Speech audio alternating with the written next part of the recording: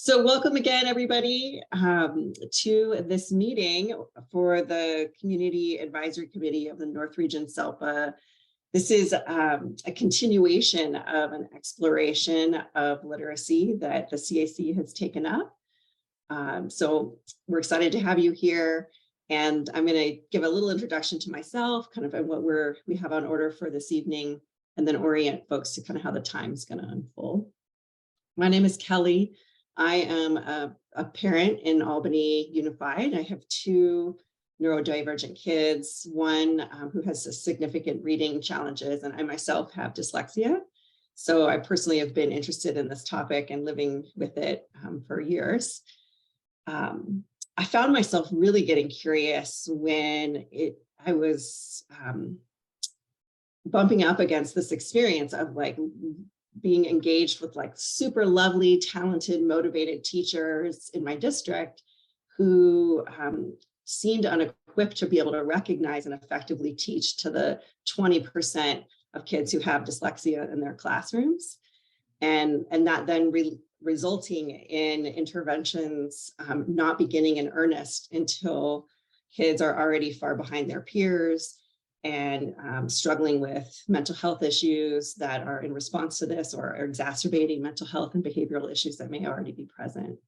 And as I started to learn more and educate myself about this, I began to see that the implications for how reading is taught extends far beyond folks with dyslexia. And so the CAC has decided to take up this issue, as I said, of how literacy is taught in our member districts, not really from a SPED perspective, not from a special education perspective, but from a general education perspective. And of course, we know all of our kids are gen ed students first. And as a starting off point, last month, the CAC organized a rough cut screening of the film, The Right to Read. And I'm actually going to drop a link to that in the chat. And there's some information about it. It hasn't been widely released yet, but you can check out the trailer and find out a little bit more information about that film. But it basically is a story of an NAACP activist, a teacher, and two families in America who are fighting to provide kids with the most foundational capacity, which is the lifelong ability to be able to read. And in that film, we learn about how there is really a crisis in this country around reading, that it's really could be considered one of the biggest civil rights issues of our time, that 2/3 of children in the US are not proficient readers. And although it wasn't focused on in the film, we know that nationally, half of the kids who are qualifying for special education are qualifying due to specific learning disabilities. And 80% of those kids are having disabilities related to reading. So this is an issue that is affecting so many people, so many children and adults. So tonight, we're gathered here to first learn a little bit more about the current status of reading science and see how that kind of broadly translates into best practices for literacy curriculum. And give a little overview of that in case you're not someone who's obsessed with it or weren't able to see the film last month. We have Lindsay, one of the CAC members, here to kind of give us an introduction. So we're kind of all starting on the same page. And then we are so fortunate to have a really fantastic response from our member districts. We have 4 out of the 5 districts with folks here to talk with us specifically about questions that we've posed to them in terms of how it's working in each person's or each district here. So what we asked is that each district have about 10 minutes, a 10-minute presentation to answer specific questions that Lindsay's going to review for you in her presentation. And I'm going to keep time. I'll give everyone, including Lindsay, a 1-minute warning as you're approaching that 10-minute mark. And we'll take the districts in alphabetical order, starting with Alameda. And then after that, we'll have a question and answer period. And I'm going to say this again, but we're asking folks to post questions in the Q&A feature, right? Not the chat. So if you move to the bottom of your Zoom screen or hover over that with your mouse, lots of different options will come up and you'll see Q&A next to the chat. So that's the place to put questions that we'll bring to the panelists. And we're asking panelists to give about a 3-minute or less kind of response so that we can hear from all the districts and get to as many questions as possible.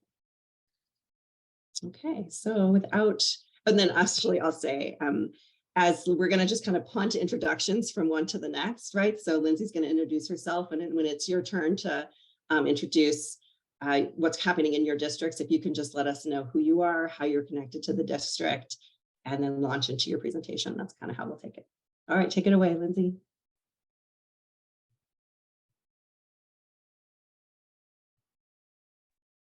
Rookie move, I was muted. Sorry about that. Thank you all for coming tonight. This, as Kelley said, is a continuation of our learning from last month's film screening and expert panel.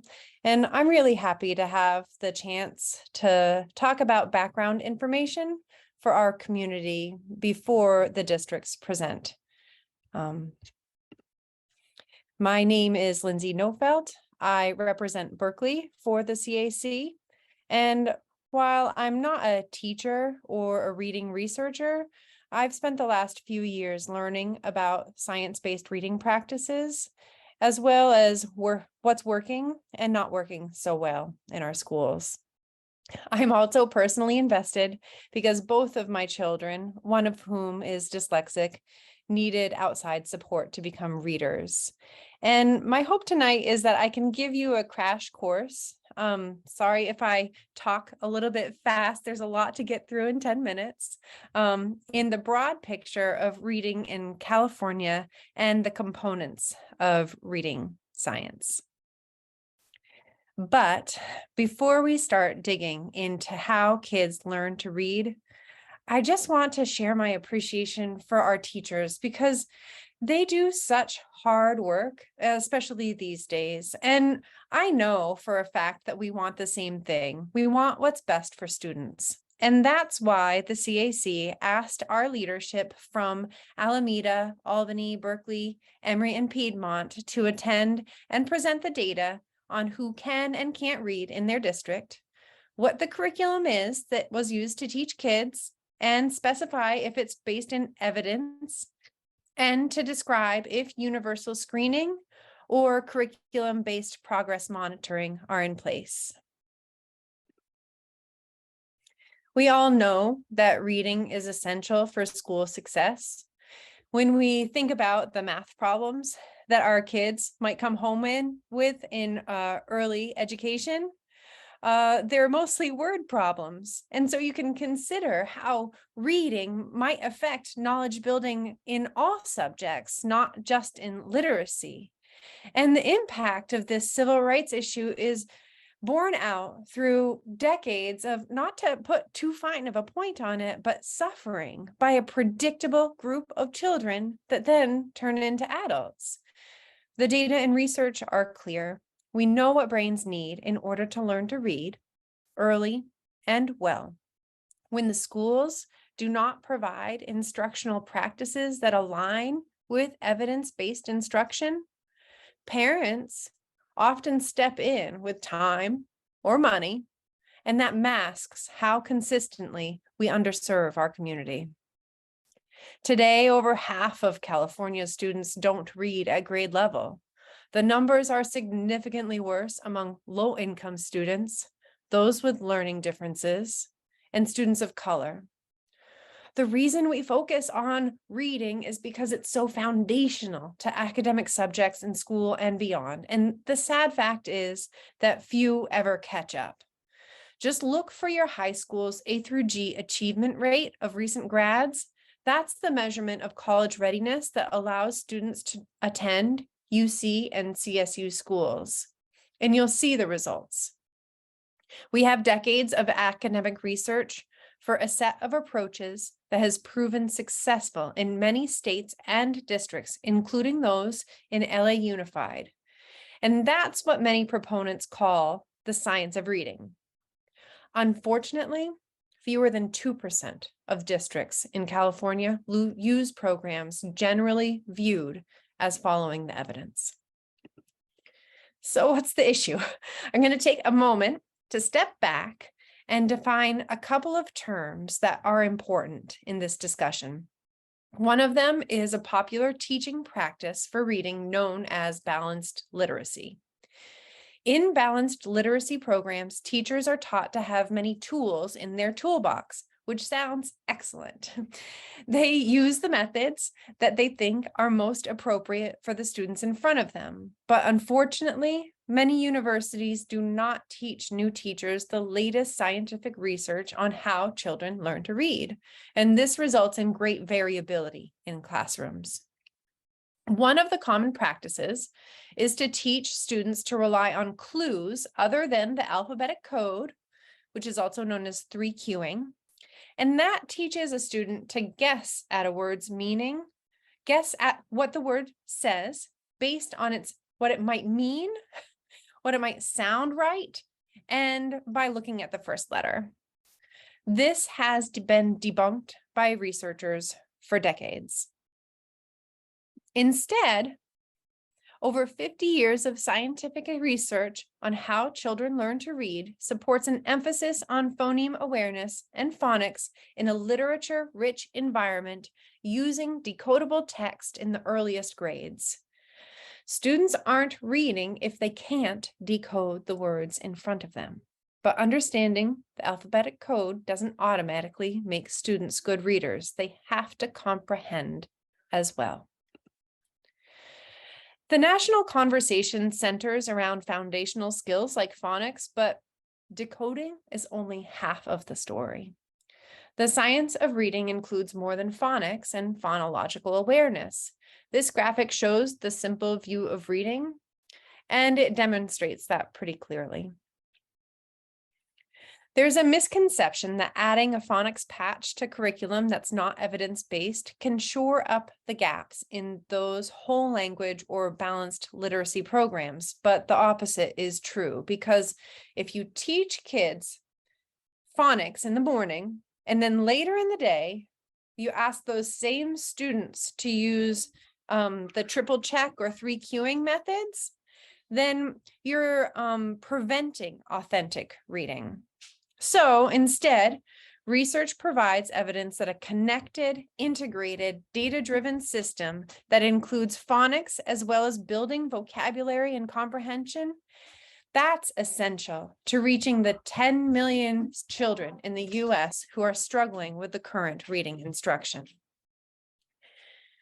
Decades ago, Congress commissioned a panel to review 110,000 studies on reading, and the National Reading Panel published a report in 2000 that identified the 5 key components of effective reading instruction.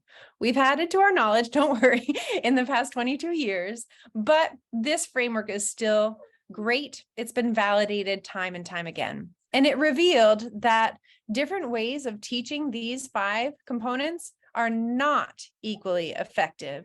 The most reliably effective approach is called systematic and explicit instruction. This means that skills and concepts are taught in a planned, logically progressive sequence. These pillars aren't a curriculum, rather they specify an approach that uses this systematic, explicit, and cumulative instruction to build capacity to unlock the world in this information age. And while we know that teaching kids how to read is not an intuitive process, it can be done. The last evidence-based part of a system of reading success is the measurement of student performance. Best practices include using both screening and monitoring in schools.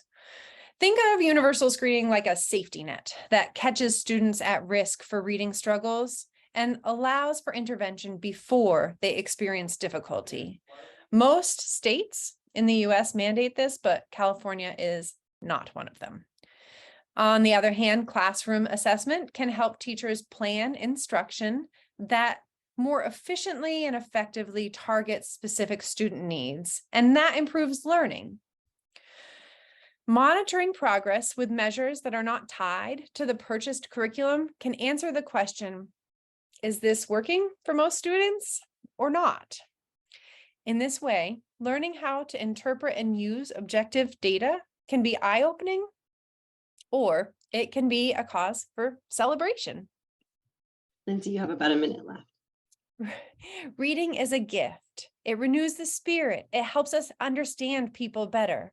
And teaching students how to read with research-based framework does not mean that we have to go back to the old days of cold and dark classrooms. Instead, we can acknowledge that teaching, like medicine, is an art that's enhanced by developing a close relationship to science. And we can have vibrant classrooms full of kids who love to read and can access the texts because they were explicitly and systematically taught how to.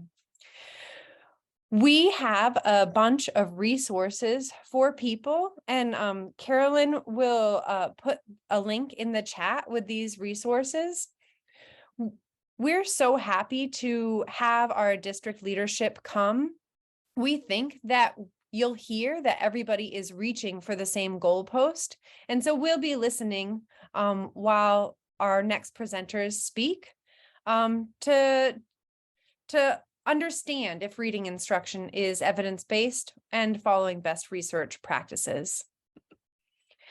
Now we're going to transition into 10-minute presentations from our district leaders where they will share district data and information as well as answer questions. Please welcome our first speakers, Assistant Superintendent Kirsten Zazo and Language and Literacy Coordinator Nancy Lai from Alameda Unified. And I apologize if I messed up anybody's name. Thank you so much. Thanks, Lindsay. You did great. Totally nailed the names. I'm going to have Nancy share her screen.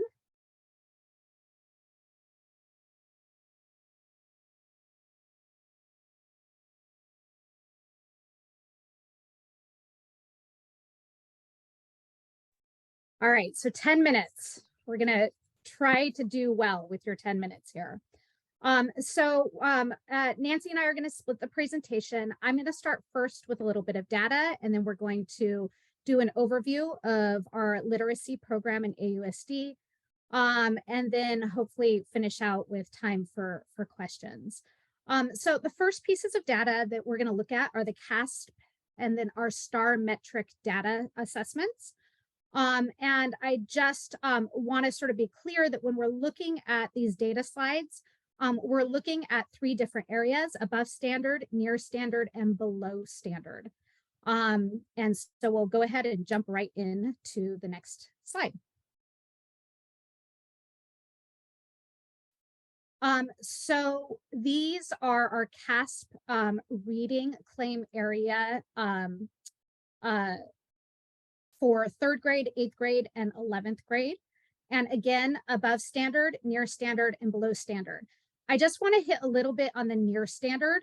So the near standard does not mean meeting standard, nor does it actually mean not meeting standard. So it really has to do with the amount of questions and the validity of the amount of questions. And so it sort of puts it in the medium mark between the two. So as you can see where we're at with 3rd grade, we have 34.06 above standard, 53.87 near standard, and then 12.07 below standard. This gives the same for 8th grade and 11th grade, and then again, sort of all grades aggregated together. Next slide. So we use STAR as our ongoing measurement through the year to track how students are doing. We obviously use this, but we also use formative assessments in our classes related to the curriculum. So again, the dark green is at or above benchmark, similar to above standard with CASP. The light green is on watch, meaning that there isn't enough data to really determine if intervention is needed. The orange is intervention, and then the dark red means urgent intervention needed. And we use these throughout the year to determine who goes into our tier 2 groups and into our group intervention. So on this screen, you again see 3rd, 8th, and 11th grade students and where students are at overall. Next slide. This slide is our SBAC reading claim areas broken in to different groups. Race and ethnicity, as well as our unduplicated groups. So what you can see overall here, 3rd, 8th, and 11th, that we have a lot of work to do with our Black African American students, our students with disability, and our SED students at all grade levels. Next slide. So this is our STAR reading fall data of 2022. So again, this is broken down by ethnicity and by our unduplicated count students. And you can see that it mimics slightly our SBAC. It's a little bit different. But again, when we're looking at intervention and we're looking at groups that we need to serve better, we're looking at the same groups that we were seeing with our SBAC data. Next slide. I'll turn it over to Nancy. Hi, everyone. I'm Nancy Lai. I'm the Language and Literacy Coordinator. One of the biggest projects that's part of our strategic plan is to codify a literacy framework. And the 5 pillars that we're using to organize our work are word recognition and fluency, academic language, skills and conventions, reading comprehension, and writing. And this is really derived from Scheffelbein. He has 2 frameworks and we kind of combined the 2 of them. And then for each of these, what we're calling pillars, we want to codify and make very clear for our entire community, which includes not only teachers and principals, but also our families, how we define each of these 5 pillars, why they're important, the assessments that we're going to use to track progress, the instructional strategies that are research-based that are used to teach these, and then to what degree they're aligned in our currently adopted and supplemental materials. So you'll see here our AUSD version of the Scheffelbein framework, and our focus pillars for the next year are going to be word recognition and fluency and academic language. And if you slant your head sideways, you'll be able to see the subcategories within each of the pillars that we're going to be developing the framework for this year. These are some of our reference documents that we're using. So going back to the California State Literacy Plan, the ELA ELD framework, again, that's from California, and then of course our Common Core state standards. Now, what we are anticipating based on the initial work we've done with the framework and our visioning is that we are thinking it's highly probable that we're going to need a new elementary English language arts curriculum adoption based on what we develop for our literacy framework. Okay, I'll move on from there. Something that's important to note is that the Literacy Framework Committee is made up of teachers as well as principals, and we're going to continue to get feedback from principals and our wider community of teachers, as well as families. And we have a goal of getting a certain percentage of feedback from the parents and families that have kind of the most to gain and the most to lose if we don't do an excellent job teaching literacy. And then once this literacy framework is drafted, we're going to be presenting that to the board and have data presentations to the board as well. And as I said at the start of this, the development of the literacy framework is one of our major priority projects. It's going to be the North Star that we use to make decisions around future purchases, professional development, curriculum, and assessments. Right now, what we have are materials from an organization called the Center for the Collaborative Classroom, and the programs within our ELA curriculum are being a reader, making meaning, being a writer, and SIPS, which I won't say the full name because it is quite long. And that is typically used for intervention for students who are not successful with being a reader. Oh, that should say being a reader. We've also invested a lot of teacher time and district funds in a 5-day Orton Gillingham intensive training and materials for teachers. This started off as work for mild moderate teachers and has been ongoing for about a decade. And then within the last 3 years, we've been expanding the scope of this work and the learning for both instructional coaches and site-based teachers, and just growing the number of adults in our system who have this intensive, super deep training in literacy instruction.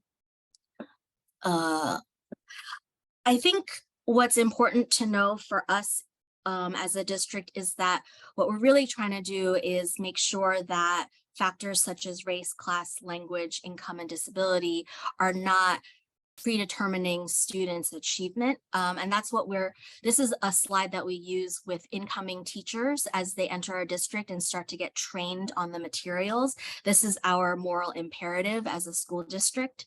And then we talk about how what frameworks we use to think about teaching. So there are a number of frameworks and approaches that are listed here. And then the what of our work is our state standards, and we use our adopted materials to support our teachers and our students.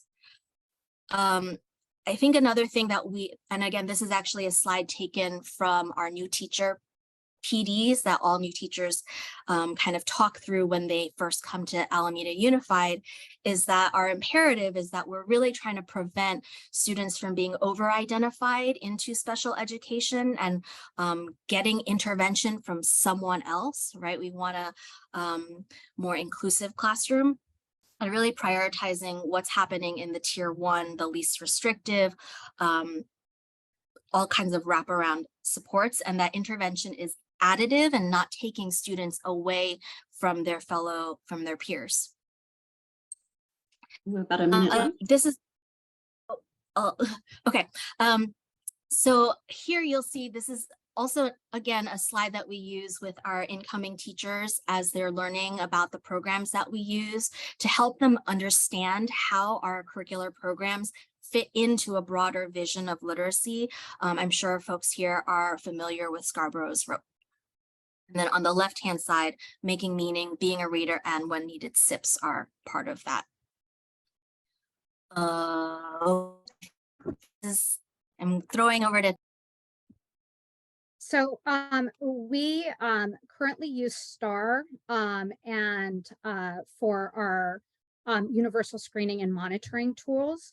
And then with our K, we always actually start the beginning of the year with doing and assessing all of our kinder and first grade students and TK students, and then coming back in the fall, spring, and throughout the year to check on progress. Students who need additional support go through the cost process, but we really try to serve our students with intervention within the tier 1 classroom. Even tier 2 happens within the classroom, so it's not all going outside, which is why it was so important for all of our kinder and first grade students to get OG trained as well.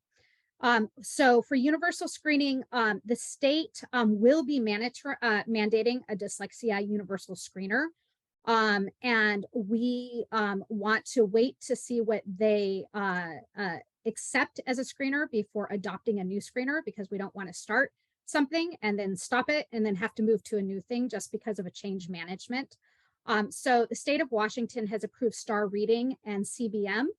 We currently use STAR reading plus STAR CBM, and it would make sense to continue with that. But we want to make sure that we're going to be matching what the state puts out. Next slide. So as we sort of continue this work, we know that family engagement is really important. And we really actually want to grow this component, especially around intervention. So we do pre and post assessments, but what we really want to tighten up is the expectation for communication on a regular basis with families about their pre and post assessments after intervention. So if students have gotten a 6 to 8 week intervention, we're making sure that we are tightening up that communication back with that family. Next slide. And finishing up here. Yep, this is it. So I just wanted to do one more piece on teacher training. So there's a lot of belief that like teachers go to a training and then they go into the classroom and they work magic. And so much more has to happen than just sort of 101 trainings. We now in our district, starting next year, have collaborations. So we have ongoing PLC time where teachers get to look at the data, communicate the data, work together. And we also have to have coaching as part of that. So I just want to sort of remind everybody that teachers have usually in our district, they have 4 days of professional learning. And 4 days of professional learning to get all of this work done is not enough. So we're really excited to have this ongoing PLC time to really be able to work and have teachers working together to look at the data. And that's it. That is awesome. Thank you so much. Thank you so much. So next we have Albany, and that's Dr. Wells. Hi, good evening, everyone. Just a little bit of background and on why my big why in terms of literacy, and then I get into my slide deck answering all the requested questions that were before us tonight. My why in my 32 years in public education stemmed from my elementary school experience growing up in a city you may have heard of called San Francisco, in an area called Bayview Hunters Point, and being in the 2nd grade, walking to school every day around the corner from my house, government housing. And then suddenly the next day, there is something called the Desegregation Busing Act, where I, and along with many kids like myself, were bused across town to a more affluent school. And as a 2nd grader, being met by educators and community with picket signs, protesting and letting us know kids who look like myself were not welcome in this neighborhood or this school. So I have to tell you, at a very early age, I was not liking school. Fast forward, as a young teenager, I met this teacher who was simply amazing in the area of literacy. But like many teachers, she accused me of 2 things. But these 2 things were very different from the typical kind of accusation one would get in a certain kind of neighborhood. And so this teacher by the name of Mrs. Lee accused me of being 1, brilliant and 2, smart. And then she whispered in my ear and told me she knew my secret. And I didn't know what she was talking about until she told me, I know you don't know how to read. And I was deflated. As a teenager, not knowing how to read and being able to cover it up all those years, this teacher was able to uncover my big secret. And she told me it was okay. If I came to her every day after school, she promised she would teach me to read. And I remember going through the phonemic awareness and the level books and most 100 most frequently used words and 200 most frequently used words. And in months, I became a reader. And so the long and short of that story is that you're never too old as a student to learn to read. Fast forward, I went to Lincoln High School in San Francisco. After graduation, I was accepted into a number of universities, one of which is our neighboring university, UC Berkeley. But a kid growing up in the government housing projects and family on the verge of being evicted, where do you go? You go into homelessness. So instead of accepting my letter to go to UC Berkeley, I accepted a tour in the United States Army, where I became a soldier and did my tour. And after my tour, I went to college. And I went to college to become a banker. And you can imagine why I wanted to become a banker, because I figure if I'm around money the rest of my life, I would have no need for money or want, because I have abundance of money. And it wasn't until my junior year in college where I was walking down the corridor contemplating, what do I really want to do? What's my passion? And I wanted to be a teacher like Mrs. Lee, who saved so many folks' lives through teaching them how to read and be strategic. And so I became a teacher. My first teaching job was in Oakland, where I loved it. And folks made a big deal about my kids excelling in the neighborhood where I was teaching. And how did we do it? And then fast forward, I became an elementary school principal at one of the lowest performing schools in the state of California, in Pittsburgh at Los Dallas Elementary School. And prior to going there, I did a lot of research on the data and systems, the lack of system that school had. And to make a long story short, after assessing all 40 teachers in the area of reading and looking at the data, trying to figure out why kids are performing so low, and not accepting the excuse that, oh, this is a poor, poverty-stricken neighborhood, and that's why our kids don't know how to read. And to come to find out that out of my teachers, 90% of them have never been taught how to teach reading. And so what we did was we spent time developing a professional development program immediately around how to teach reading and ongoing coaching. To make a long story short, in just over a year, our students went from non-readers to proficient readers, making the greatest academic achievement in the state of California, making the front page news of San Francisco Chronicle. So we spend lots of time interviewing and training lots of people on how to teach reading and be effective. What happened in this community was that the poverty-stricken community, economic status didn't change overnight, but the quality of first instruction around literacy through a systemic process did. And at that time, I decided to work on my doctoral dissertation and convert the school into a lab. And we answered a number of questions about what if. What if we provided ongoing training for teachers? What if we administer assessment, pre, mid, or post assessment, and took teachers to data protocols so that we can respond to each kid individual needs in the area of literacy? My doctoral dissertation became award-winning. The name of it was Sufficient Reading Strategies for Deficient Readers. And so we went from the 30th percentile to the 70th percentile and sustained that and exceeded that over the years. And so when I had the opportunity weeks ago to watch the film, The Right to Read, I got really excited about the work that's going on here. And I wanted to get involved. And so that's why I'm here tonight. But one of the things I want to highlight that is not about a literacy program that you adopt or buy that would create some kind of miracle for you. It's a systemic approach with ongoing training around this work that would make all the difference in literacy. And so I wanted to share that with you because I think it's important to know a person why, and then get into the how you do this work for all kids. And so I'd like to share my screen and answer the questions that were proposed to me earlier. Can you see my screen? Not yet. Not yet. You can't see it. Okay, let me try this again.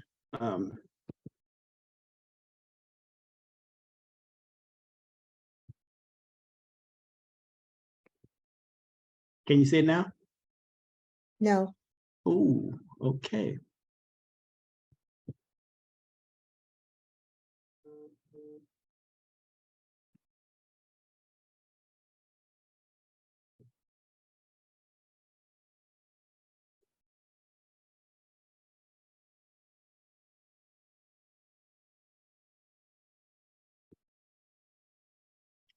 Can you see it now? No. No, on the bottom of your screen, are you clicking the green button, share screen? Yes, bottom let me of try Zoom? that. Yes, let me try that again.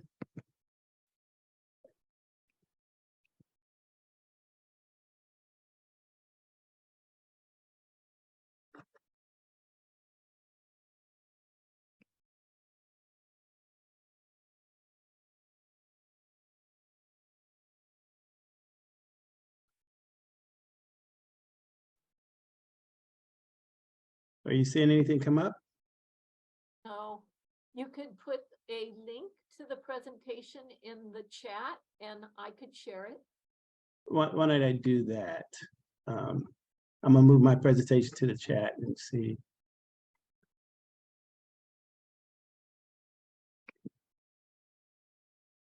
Thank you for that suggestion. And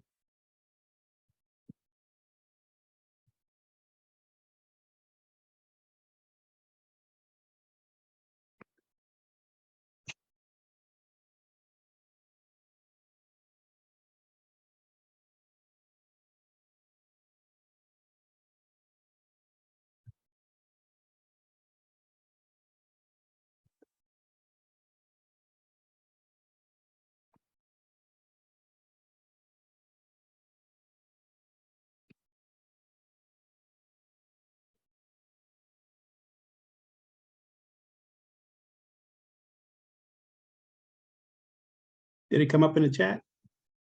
Yeah. Not yet? It did. Okay, great. And Dr. Wells, My- I realize we're having the technical difficulties, so maybe if you could like hone it to about 5-minute overview. And then Okay. if it's okay Great. with presenters, we could also post your slides so folks can have more time to kind of go through the data. Great. And I only need 3 or 4 minutes to walk you through that or run you through it. So if you could bring that up, that would be great. I'm not getting a link to a presentation.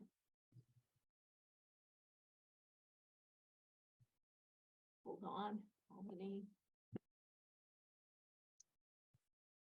Katie, I can do it. You have it? Okay, great. Thank you so much.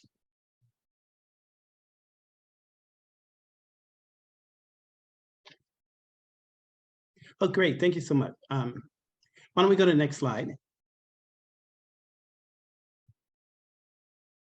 Okay, the assessment data, percentage of students are reading on grade level 3rd, 8th, and 11th grade respectfully, disaggregated by race, ethnicity, social economic status, and ability at each grade level. Next.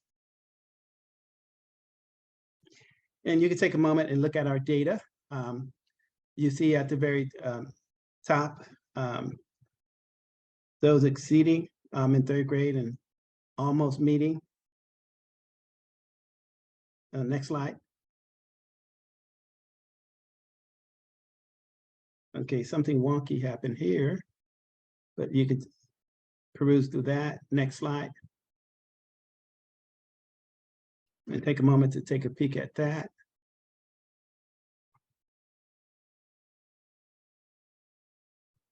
Next slide.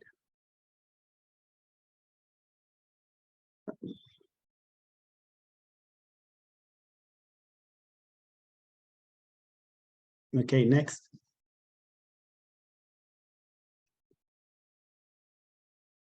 And this is our fast-paced data. This is our district data that we use to provide a pre-assessment, mid-year, and post to determine the efficacy of the work that we've done and what kind of holes we need to fill moving forward.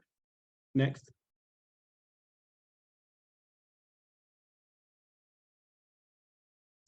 Movement toward the science of reading approach. Some of the things we're doing, we're in the process of gathering resources, building structures, providing professional development focused on evidence-based practices. And that's the key, evidence-based practices is really critical because you want to do things that are effective and will get our kids reading efficiently on and above and beyond grade level. Second bullet, creating buy-in from administrators and teachers is important, but not required as a leader. But it's important to get people to weigh in on the matter. PD on evidence-based reading practices is offered to administrators and educators in general, more specifically our teachers. A core group of reading specialists offer support through model teaching and training for classroom teachers. Next slide. Current literacy curriculum programs. 3 years ago, when I arrived to Albany, we were using and still using and moving forward with some transitioning. Units of study, Lucy Calkins is our current curriculum for reading and writing at K-5 grade levels. And we've been using lots of supplementals to fill holes based on our kids' need to move toward a more systems approach to literacy. We supplement the curriculum with, as mentioned before, phonics programs, including foundations in K1, most of you guys are familiar with that, and systematic instruction of phonological awareness, phonics and sight words is a program that we adopted as a supplemental piece. And then our reading specialists are using, as I mentioned before, the SIPS program for intervention along with other strategies and programs for building phonemic awareness and decoding sight recognition, fluency, and comprehension. Next slide. What is the state of teacher expertise and training in the science of reading? I thought that was a fascinating question to an extent. First bullet, all K-5 teachers have attended professional development focused on evidence-based reading. That, in full transparency, is somewhat sporadic. This year, we're working on having a more systemic ongoing professional development that's calendared for the 23-24 school year. So we're excited about that as we move to making literacy a priority and understanding that literacy determine our destiny project approach. More of what I will share with the district later, but I'm holding on to that for now. Some teachers have elected to attend other optional PD sessions focused on this subject. We encourage various points of view because we think when you have various points of view and research that makes us a stronger team as we begin to build our literacy program and strengthen it in all areas. And the third bullet is we are planning on providing training this spring for teachers in grades TK through 5, focus on evidence-based reading through core learning. Next slide. Assessment. Dyslexia Association, IDA, Align Universal Screening, and Curriculum-Based Progress Monitoring. AUSD, Albany uses the FastBridge assessment system for screening all students K through 12, grades in reading and mathematics. That was something we brought along about 3 years ago when I first arrived at Albany. It was important that we had district standard aligned assessments so that we can use assessment to guide our work and close the achievement gap. That was very important. Dyslexia screening, first bullet, for identifying students who are at risk, including those with dyslexia or other disabilities, grades K first, we use FastBridge's early reading assessment. In a second bullet, in addition to a screener, we also use curriculum-based assessments from FastBridge at most grade levels. Next. Assessment, other tools, and parent communication. I give you a minute to read that for yourselves. I won't read it all to you.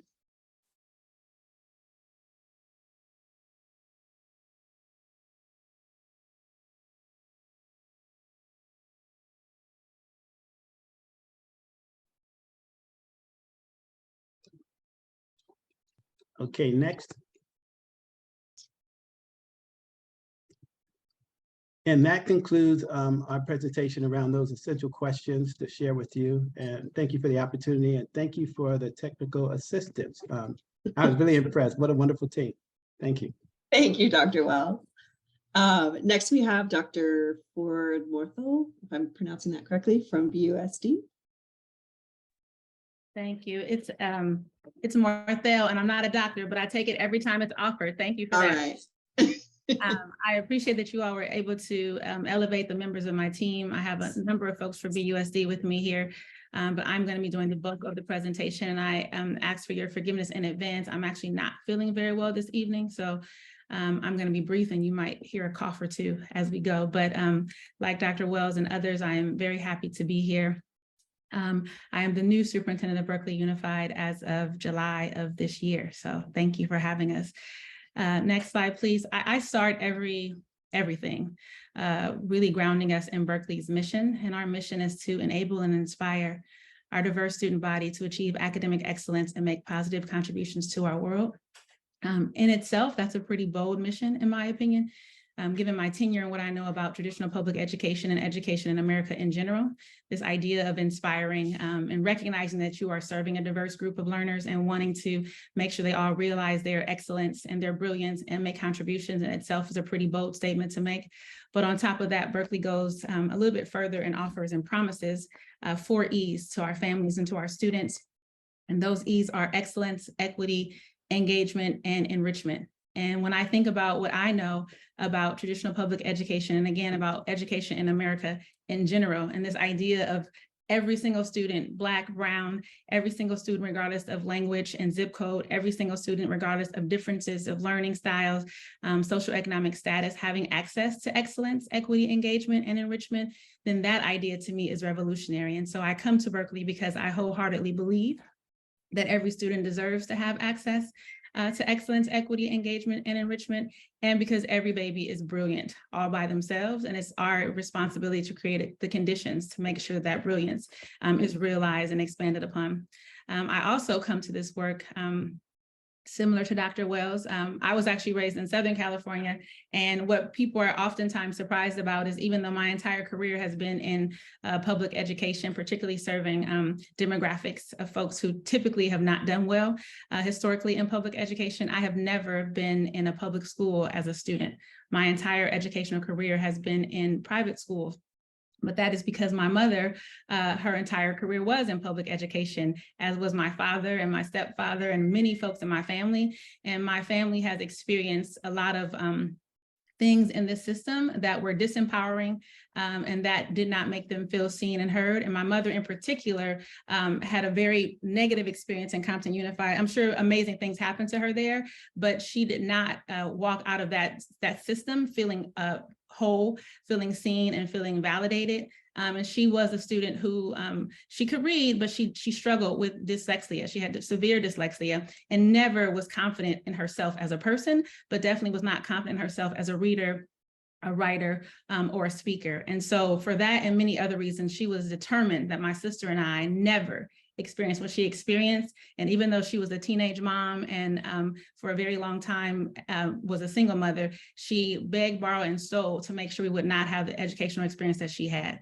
So that was really powerful for me. And so I come to this work really understanding that this system has done harm to a whole bunch of babies, like my mother, a whole bunch of babies who look like me. So even if you never would have offered me this opportunity, or even if you yourself had not recognized this as a civil rights issue, it has been an issue for me and my family and folks who look like me for a very long time. And so I come to this work with the lens of social justice, really wanting to make sure that whatever school a student chooses, particularly if they choose a BUSD school, that they have access to excellence, equity, engagement, and enrichment. Next slide. So with that, I'm going to take a few minutes just to answer the questions that were shared with us. And that first question was really asking us about the percentage of students reading at grade level, and specifically looking at grades 3, 8, and 11th respectively. And also ask for that data to be disaggregated by race and ethnicity and socioeconomic status. We want to really clarify that this is one data point of many that we use. For me, it's definitely a baseline data point as a new superintendent. And we recognize that even though the question specifically is around reading on grade level, the ELA Smarter Balance Assessment is not just a reading assessment. It also assesses writing, which is definitely a critical part of any reading program. But I wanted to make sure that that's actually stated and known as we look at the data in the next slides. Next slide, please. And so when we start, we just want to look at Berkeley in comparison to our county and to our state. And our students did score 10 percentage points higher in ELA than students in Alameda County, and 20 percentage points higher than students statewide. And we start with there because we always want to start with the bright spots. We want to know where we are and what we're working with. We want to acknowledge that, but not pause and pat ourselves on the back for too long, because we know that even though we have a significant percentage of our students who are quote unquote on grade level, we have many students who are not. And we're going to talk about that a little bit more in detail in our next several slides. Next slide, please. And so on this slide, you can see our SBAC ELA data from 17-18 and then to 21-22, remembering that in 1920 and 2021, there was no SBAC assessment given. And so this is a comparative slide. We have our 3rd, 4th, 5th grade students reflected here and our overall elementary, but I'm going to ask you to focus in on our 3rd grade ELA scores because that was the grade level that you all specifically asked about. What you will see is across all grade levels, overall in elementary, it was pretty flat. And that's also true for our 3rd grade students in our ELA. And again, we're looking at places that we want to grow and scale. We want to definitely always learn from what's working and what's not working. And we definitely were excited to see that despite having 2 years of interrupted learning because of the pandemic, we think that some of the interventions that we put in place definitely worked so that we did not see the significant slide that many other districts saw with regards to SBAC performance and specifically regarding to our reading instruction or reading assessments. Next slide. You also asked about our 8th grade and 11th grade. Again, this is a similar slide as the previous one where it's showing our overall secondary. Overall in secondary, we had about 67% of our students scoring proficient, quote unquote, on the SBAC and ELA in the previous 18-19 year. And then for the 21-22 school year, relatively flat. at about 65%. So there was a slight decline. When you look at our 8th grade students, again, similar to that overall secondary score, there was a slight decline there. And then there was also a significant decline in our 11th grade scores. If you look and see that dark blue bar compared to the orange bar, it was down about 10 percentage points. As we try to unpack and understand this data, one thing that we do notice is that there was a very significant change in the participation rate for those 11th graders who actually took the assessment in the 18-19 school year compared to the 21-22 school year. So as we're looking at these scores and thinking about what we're going to do about these scores, we know that one thing we need to do first and foremost is to make sure we actually have students taking the test, this and any other assessments, so that we can make sure we have the accurate data to respond to and inform our instruction. Next slide, please. So, you know, this is the why I'm here. I'm here because across all the districts I've been in, and I've been in Hayward Unified, Oakland, I've been in San Francisco Unified and Berkeley. Despite all the districts that I have colleagues in, this data is pretty consistent. And this data, from my vantage point, is pretty alarming and upsetting. This data tells the story that I think you heard from Alameda and from Albany, which is that we see significant gaps in performance and outcomes between our overall scores and our performance of our African-American students, our Hispanic Latinx students, as well as in another slide, you'll see some of the programs. So let me stick there with our African-American students and our Latinx students. Our Asian students did have a gain last year. Our African-American and our Hispanic Latinx students held steady, but that is not what we're calling a bright spot, because again, that steady we're celebrating that, but that steady is again against a very significant gap between those two student demographics and our students who identify not as African-American or Latinx. So this is definitely a focused area for us in BUSD. And I could have said that if for any district I've been in, this has always been and continues to be a focused area. And again, with that, I take much issue. Next slide. As we look at our student programs, we see a similar trend. Our students with IEPs represented here on this graph by the symbol, the acronym SED, as well as our student SPED. Sorry, I got that all mixed up. I told you guys I wasn't feeling well. Our students with IEPs are SPED, S-P-E-D. Our socioeconomic disadvantaged students are students noted as SED, and then our ELs are our English learners, our students who are learning English as another language. But again, you can see our overall district is about 67%. And then you can see again a huge gap between the overall district and the scores of students in this demographic. I would love to create a slide for you and see not just our ethnicity separate from our program. I'd actually like to see them side by side, because you can see some really stark trends there as well. Another trend that we looked at as we were playing with this data, and we love to play with data here in Berkeley, is that when you look at ELs, that's speaking to all of our students who are learning a second language. But when we look at our Spanish speaking ELs, there was actually a significant drop and their reading proficiency over the last 2 assessment periods. Next slide. So that again is what I've been calling at least one significant baseline data point for me as I enter into this district, and as I enter in district with pretty much a new team. And so what we've done is we've started to talk about and think about what's next, and started a lot of these next steps already. What we know we need to do is to really focus in on tier 1. And you've heard that, I think, from Albany. That's that first teach. But we need to not just focus on tier 1 in isolation. We need to focus on tier 1, but also really clarifying our tier 2 supports. What we're learning and seeing is actually, again, pretty common as you move across districts, is that you might have a really great intervention program, a really great intervention model, but there's not a very clear and explicit and consistent multiple tiered system of support for students. So if the student is not able to access that learning or that reading or whatever it is in that tier 1 and that first teach, then where do they go to next? How are we making sure we're actually monitoring those tier 2 interventions and supports? And how do we make sure people know how to move students in between the different tiers? And so in Berkeley, we're really focusing on tier 1, but we're also focusing on tier 2 and tier 3, making sure it's clear what the different levels are and how students move across those levels. We also understand that some great things are happening at Berkeley. One of the former associate soups that I was speaking to a couple of days ago said that even years ago, there were silos of excellence in Berkeley. And again, that is not uncommon. As you think about districts, there's oftentimes silos in excellence, and there's oftentimes predictability by ethnicity, by zip code, by language of who's going to get access to that excellent instruction. And so what we're trying to do is ensure that every student has access to that excellence. And so we're wanting to increase our alignment and coherence in our literacy instruction in particular. That's our focus this year. And so we're having common professional development for all of our elementary teachers and our middle school teachers. We're training our principals as well. We're training our teacher leaders and our coaches and our tier 2 and tier 3 providers. So they all understand that foundational teach, but that they also understand what the additional supports are. We're doing just about finishing up here. We're doing a book study. All of us are reading Shifting the Balance.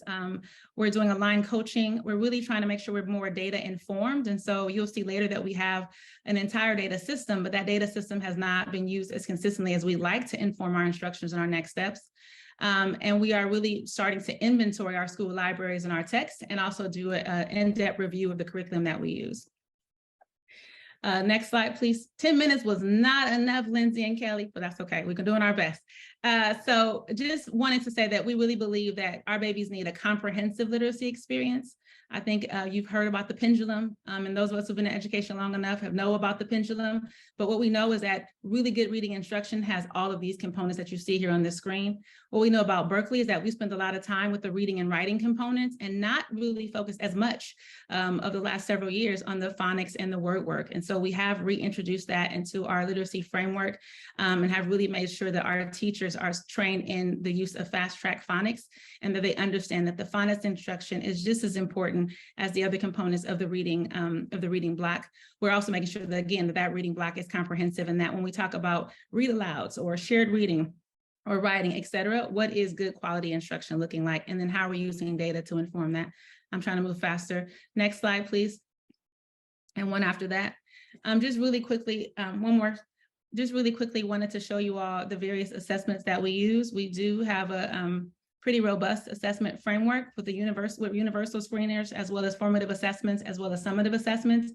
But it don't matter. Everybody can have all this stuff. If you don't know how to use this information, then it's for naught. And so as we're working with our educators to make sure they understand what quality reading instruction looks like and how to create that comprehensive literacy experience, we're also making sure they understand the various assessments, when to use them, how to use them, and then how to use that to both inform instruction as well as how to use that to inform interventions.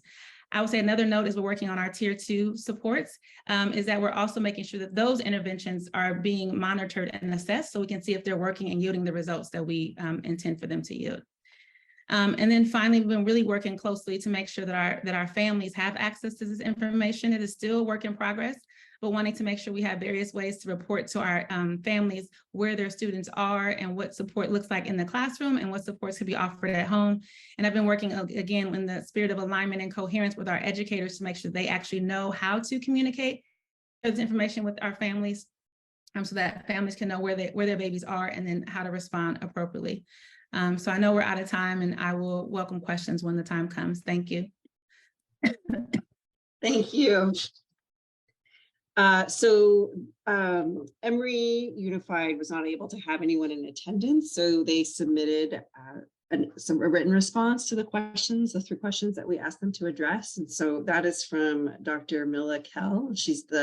They are the Director of Instructional Programs, and I'm going to read to you what they submitted. The district, this is so again from Emery Unified. The district implements components of the science of reading as part of our core literacy curriculum. Teachers in early grades focus on developing phonological awareness, phonics and word recognition, fluency, vocabulary, and oral language, and reading comprehension. Our focus is on supporting skills acquisition for the purpose of developing comprehension and meaning making. All of our core programs, including reading curricula, are presented to and approved by our governing board. Teachers participate in selecting curricula and are given opportunities to pilot and test programs' effectiveness before a decision to adopt a program is collaboratively made. At the elementary level, students are learning with Reach for Reading, a National Geographic English Language Arts English Language Development Program, which is aligned with California state standards and encompasses elements of the science of reading, such as word study, morphological awareness, phonics, and and oral and reading comprehension. Reach for Reading includes regular opportunities for formative and summative assessments. In secondary grades, teachers develop novel study programs, which are supplemented by instructional mini lessons focused on mechanics and the use of grammar apps to assist with specific literacy skills. In addition, students are instructed in expository reading and writing curriculum, a program that provides them with access to reach non-fictional texts. We continue to iterate that there is no one-size-fits-all approach to teaching reading, so differentiating instruction to meet the needs of diverse learners is the most effective way to ensure reading success. As a result, our students have opportunities to benefit from a variety of additional resources. Currently, in addition to the core curriculum, students use iReady as an individualized adaptive collection of high-quality instructional resources that engage students on all levels. This program also has a phonics for reading component, as well as progress monitoring analytics. Teachers analyze student data in collaboration groups and modify instruction accordingly. There is a dedicated intervention block for students in need of additional help with individualized and small group instructions from our reading intervention specialist. Furthermore, students in grades TK through 2 have additional intervention opportunities during the expanded learning time after school for intensive support in reading. Intervention opportunities are also offered during our summer school.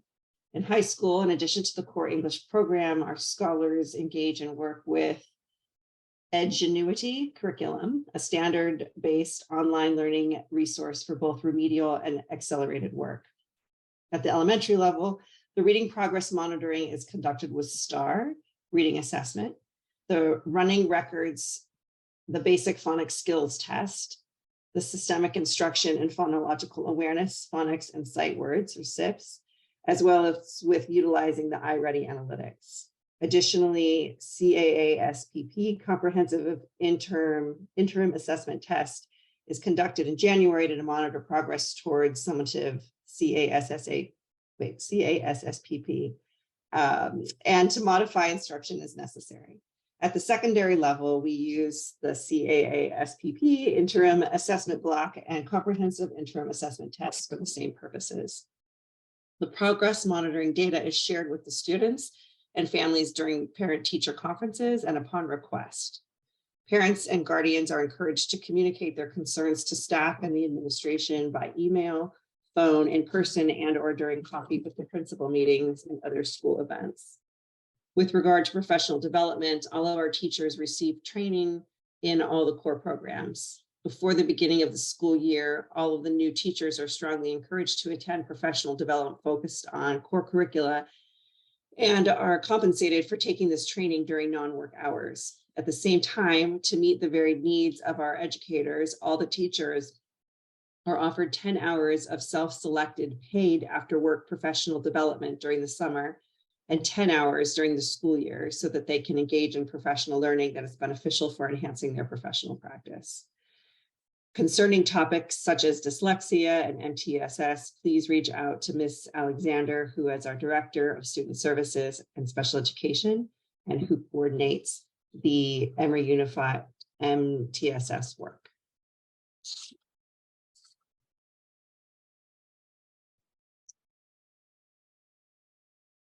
Okay, and then last but certainly not least, we have Piedmont.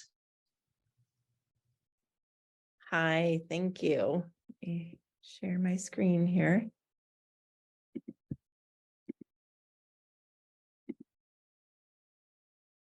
All right, hello. I'm Cheryl Wozniak, Assistant Superintendent for Piedmont Unified School District, and I'm grateful to the SELPA Advisory Committee for inviting me here tonight and for having this conversation. So I just want to begin in relation to this question around our reading data and demographic data by acknowledging that Piedmont's demographic data lack the diversity of my colleagues' wonderful districts. I just want to name that. So although we are more racially diverse than most people think us to be, we are 60% white and 40% non-white.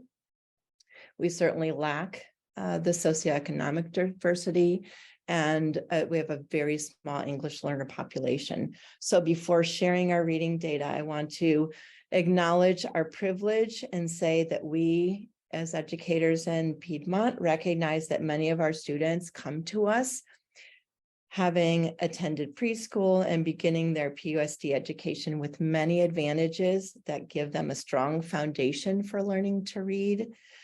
And the second point I want to make is that whenever we publicly report our data by grade level, we do not share it disaggregated by race. And this is intentional, and that we're a very small district. And although we have close to a 20% mixed race population with a, for example, 1% Black or African American population and a very small English learner population, students could be identified in the data.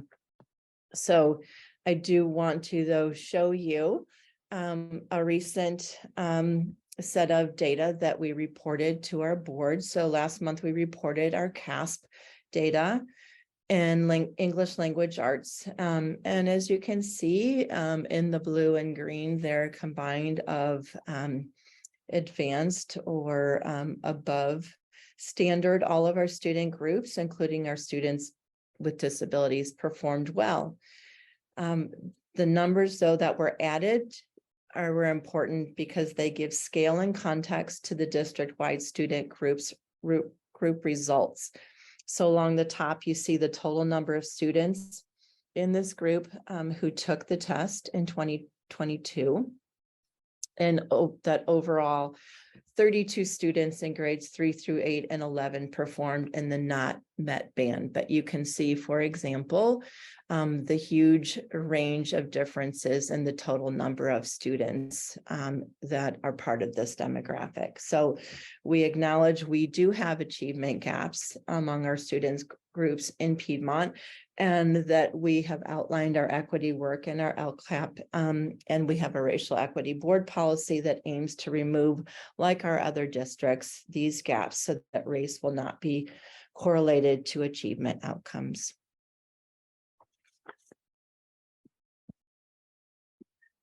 All right, so what we look at are our local data. And so currently we assess all of our third graders in the first 3 to 4 weeks of the school year. So what we have presented to our board is the Fountas and Pinnell benchmark assessment data that shows that 90% of our third graders met or exceeded the grade level benchmark.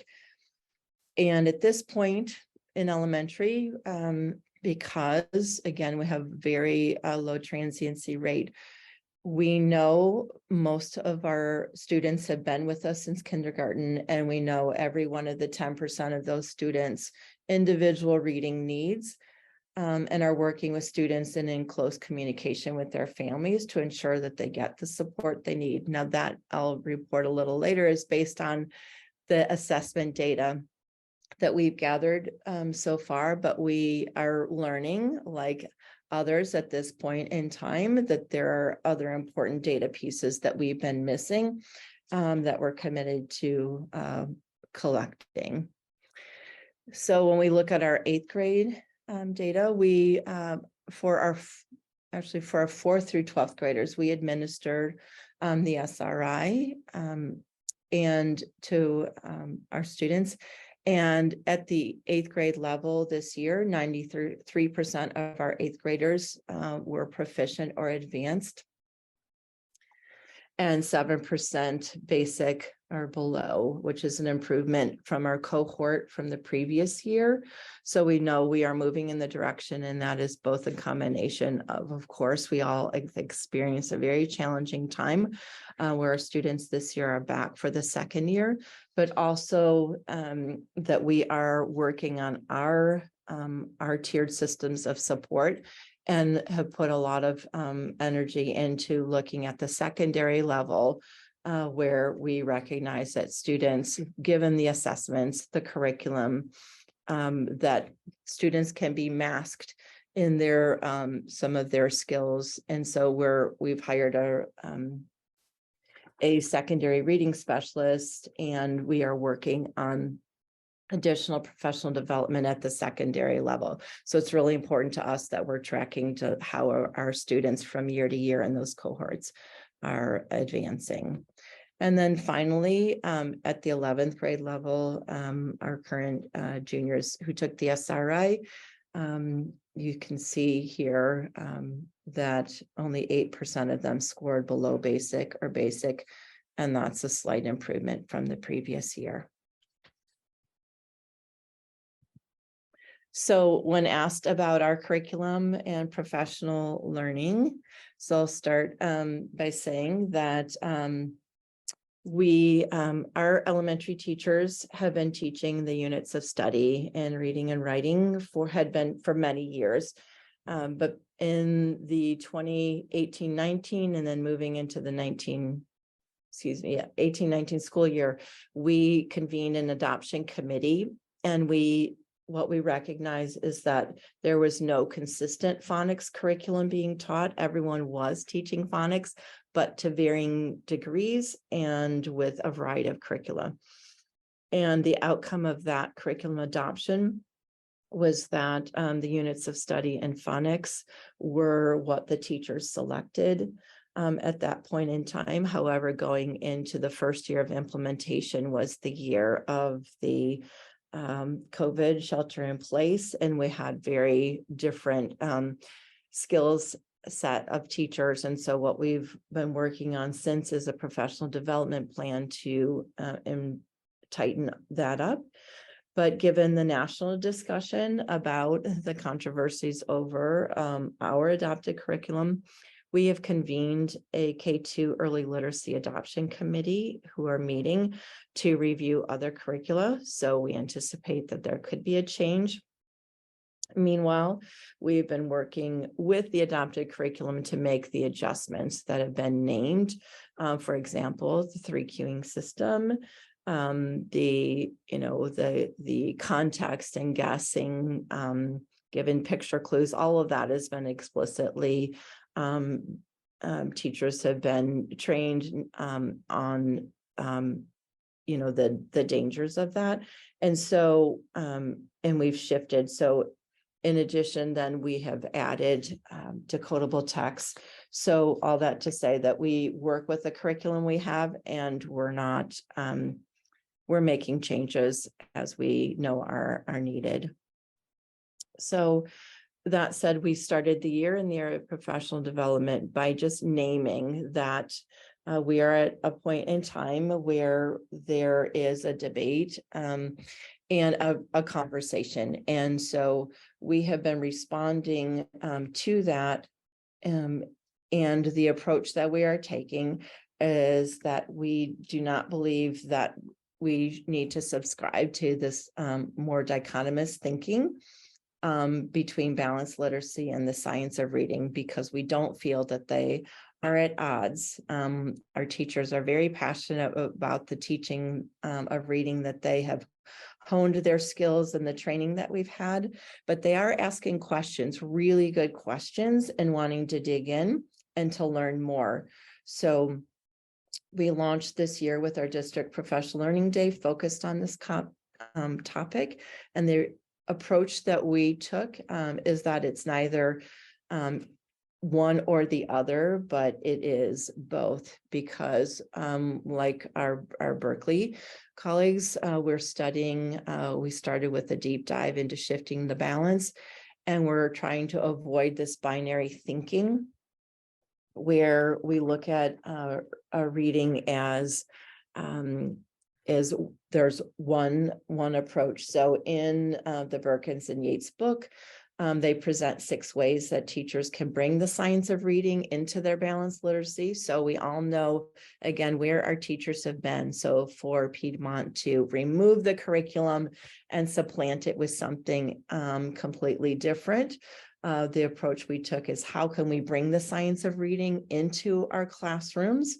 We want to honor the fact that most of our students have successfully learned to read through the approaches and the curriculum that our teachers have used, and we don't want to throw out everything, but rather to build upon it until a new adoption process is completed. So as these authors state in their book, we want to avoid walls and instead work to build bridges. So rather than think about balanced literacy and the science of reading as binary opposites, we acknowledge that teaching children to read is complex and there's no one approach that will reach every child. So we also reviewed that when we adopted our curriculum, that we presented balanced literacy, not through the lens of it being similar or a rebranding or new name for whole language, but that this visual representation in fact shows that a balanced approach to teaching literacy has a very central focus on word study, where phonemic awareness and phonics and fluency are all part of the picture, and that there are that you do that through a combination of read alouds and independent reading and a lot of approaches. And when you see, again, just about a minute left. All right, when we presented on the science of reading, that we brought this together to show that these same tenets are there as part of it. Furthermore, we did not end with that one day of professional learning. We have hired literacy experts who are in classrooms doing demonstration lessons and modeling explicit and systematic phonics instruction. And then to the question around dyslexia. So we had planned to hold off until the state gave us a screener, but I'm happy to say that we decided that we needed to move forward. So our universal screening tool for dyslexia is DIBBLES, and we just provided our first training in November. And you'll see the assessment window open today. So we have a 4-week window where all of our K-3 teachers will administer the DIBBLES, and our training in December, we will learn how to read the report. So as you can see, we in PUSD are in a state of transition.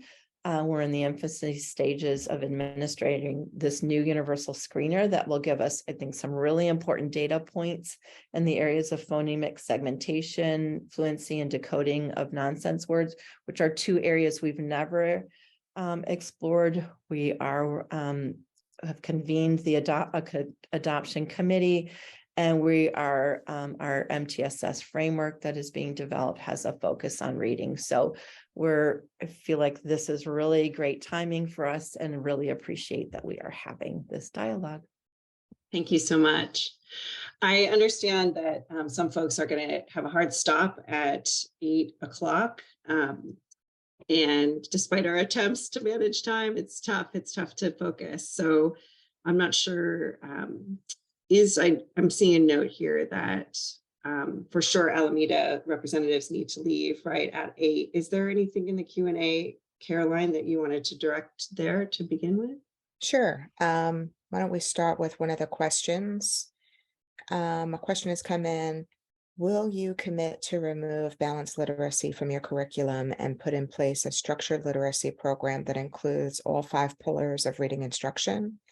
If so, when will it be removed? And if not, please defend your district's decision using data. And we can start with, I think with these questions, we can go in order in which the presentations were delivered, beginning with Alameda.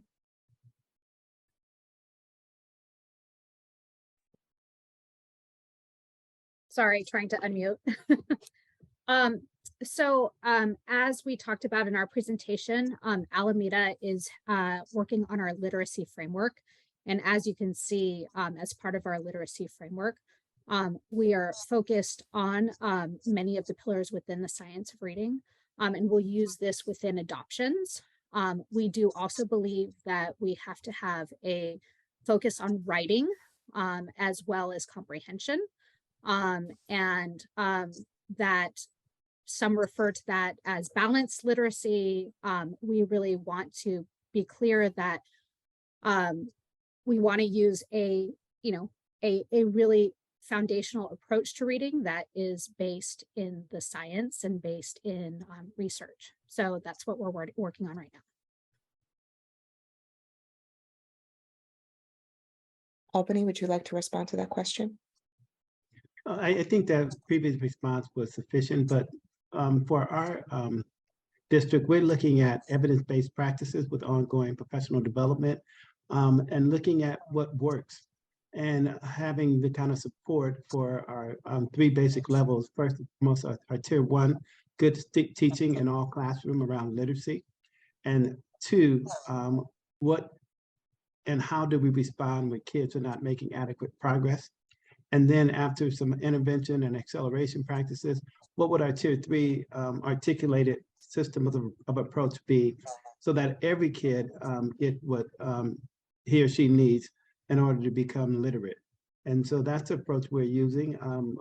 I'm not a big fan of programs. I'm a big fan of evidence-based practice and science and research, and equipping teachers with the skills and support to be outstanding instructors, first instructors. And so that's our commitment, formally across the board. Thank you. Would Berkeley like to add a response to that question? I think the answer is the same, really, in making sure babies have a comprehensive literacy experience that I think both Dr. Wells and the previous speaker spoke to. Can I just ask, like, sometimes the question is not about is it comprehensive, but is the comprehensive curriculum going to be balanced literacy or something outside of that curriculum? I think that was the question, if I understood it correctly. So balanced literacy is not a curriculum, though. I think that, so I think we say curriculum, we talk about frameworks, we're using them interchangeably, and they're not really interchangeable.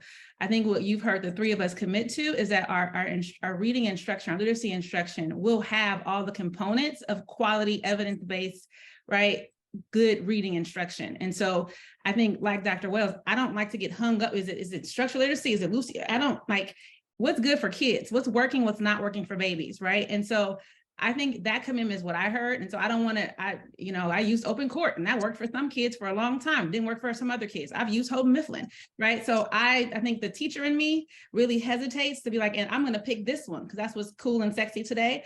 I'm saying that we're working towards, in Berkeley at least, really making sure that we have a comprehensive literacy experience that has all those components of those circles that I showed you in the previous slide, that I think really align to the pillars that you all are speaking to. But I don't want to get bogged down in any kind of category or who am I voting for today?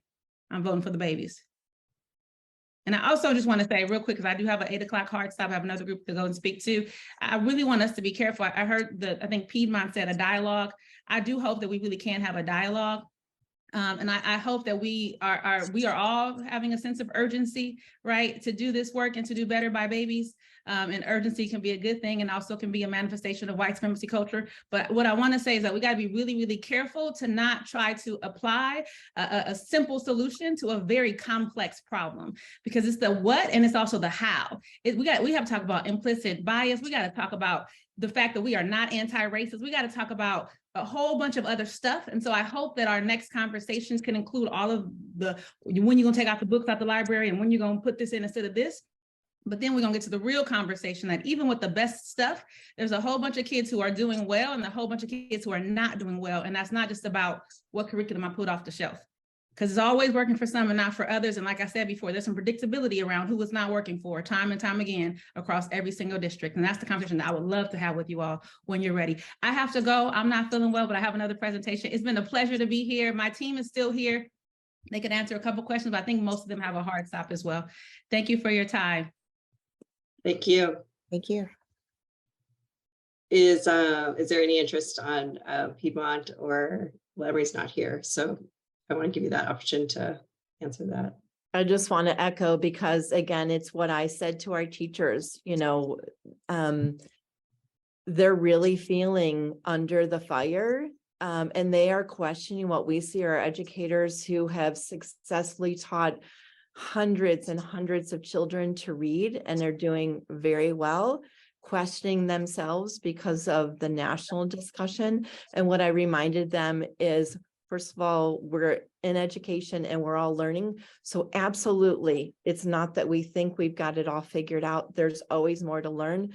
But I asked them not to question everything they're doing, or to think they no longer know how to do what they do really well, which is teach teach children. But sure, we can dive deeper, and we are diving deeper. So we just don't want to be polarized within our community, and we don't want to be at odds with, with people like yourselves who are asking really good and important questions. But it's not really about which curriculum we pull off the shelf. It's that it has all of the components and addresses all aspects of teaching reading. And that's what we're committed to doing. And so are all of our teachers. We have no question, no pushback from any teachers about, let's look at it, how we're doing this and what we can do to improve.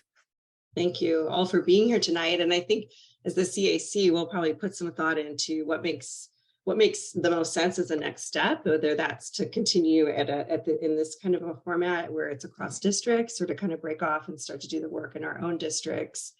But regardless of that, I think I want to say on behalf of all of us, thank you for your time and the information that you provided. And we look forward to continued dialogue.